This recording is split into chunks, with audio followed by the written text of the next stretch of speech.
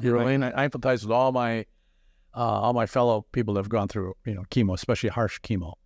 I went through a very tough round of chemo, one that they wouldn't give anymore, but was somewhat experimental at the time. And they were combining a lot of chemo drugs. Well, it really did take a toll on my body. Yeah. And that was rough. I'm not going to fail to say that.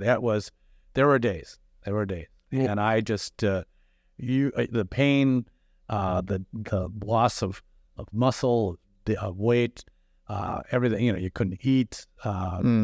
It was just, it was rough. It was very rough.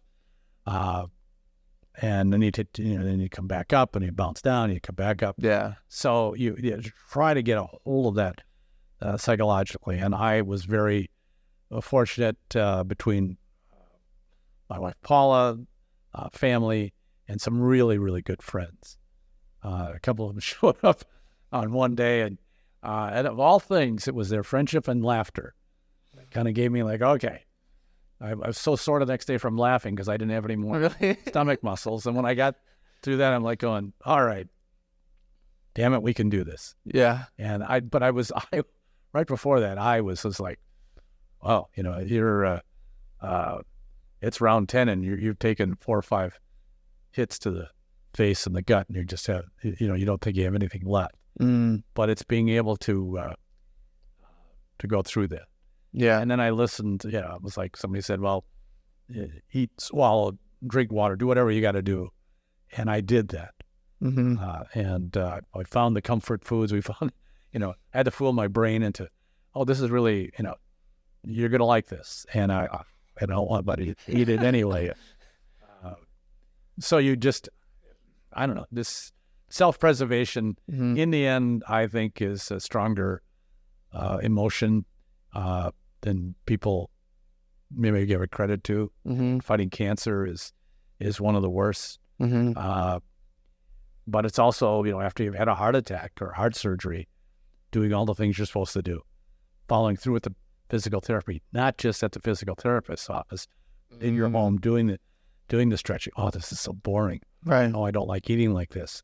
Oh, I'm craving salt. Yeah, well, yeah, okay. But we have the mental strength to overcome. We really do. All these issues, and I'm one of those people that believe in that firmly, especially in our society. We're lucky as citizens of the United States, but the freedom we have of thought and of perseverance, if we want to overcome these issues, we can. If we want to come together and form that better union as we were literally taught by our ancestors, we can. If we don't want to, and you want to break it all up, well, I don't know why, but you're going to lose a lot of that capability, that sense of self. But I think the greatest gift we can give to any generation is the ability to, hey, it's not easy holding this all together. And it's not easy being in a democratic republic. It's just not easy. But we're going to give it to you, and good luck. But we're also going to give you the tools, the learning and the capability, and it's up to you. Right. And I believe we've always seemed to be able to improve upon it. We go through just like when you go through cancer, like I said, you have your naders and you have your, and it's like, it's a tough roller coaster ride. And if you get too caught up in it emotionally, it's tough. But if you, and the humans, we have the brain power to do rational thought, common sense. I always get told so many times, well, Paul, everything you talk about is common sense. I don't know any better. I really don't. That's there's nothing I can say to that. Yeah. And a lot of the discussions I have with people, whether it's politically, business, life, common sense. Oh, okay. Yeah.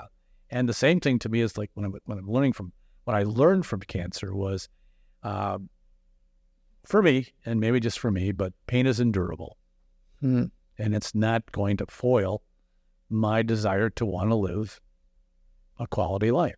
Again, that mental toughness, when you asked earlier, that's probably some of the things I learned in sports. It was, all right, I wasn't the biggest guy and all that, but I wanted to play football.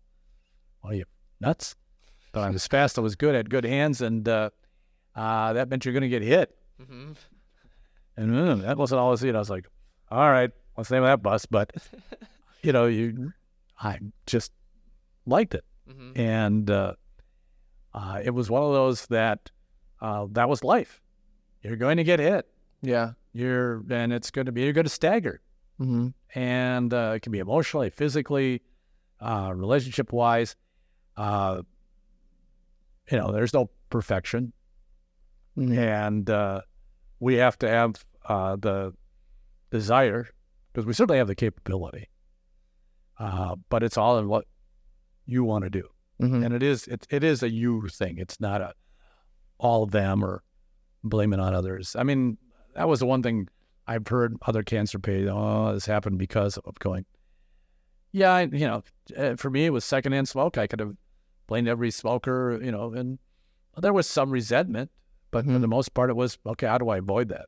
Yeah. And then I got involved after I got better into eliminating it inside buildings. Mm-hmm. Okay, why harm others that are non-smokers? Right. So you take it on and you try to help others. That kind of started my whole community thing with, let's make it safer and Mm-hmm. better for the people that don't smoke. Hmm.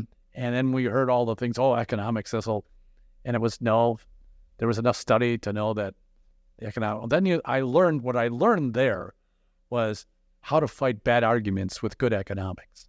Hmm. And it was, we found out that it was a lot better to keep buildings clean or hotel rooms clean or restaurants better if they didn't have smoke, because the curtains and everything else absorb secondhand smoke. Yeah. Just like your lungs do. Mm-hmm. Because the secondhand smoke didn't cause that. I had that told to me by, many people in the, that were smokers or in the tobacco business. Mm-hmm. And I'm going, the lungs are no different tissue than what we're putting ceiling tiles.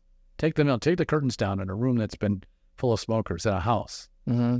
Today, you can't sell a house. Oh yeah. If you've been a smoker, you've got to completely mitigate it. Mm-hmm. Well, Work think hard. about that. Yeah, work hard too, right? Right. Yeah. And think about that.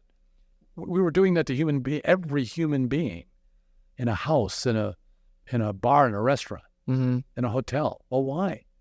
I was flying a lot on airplanes that had smoking and non-smoking sections. Yeah.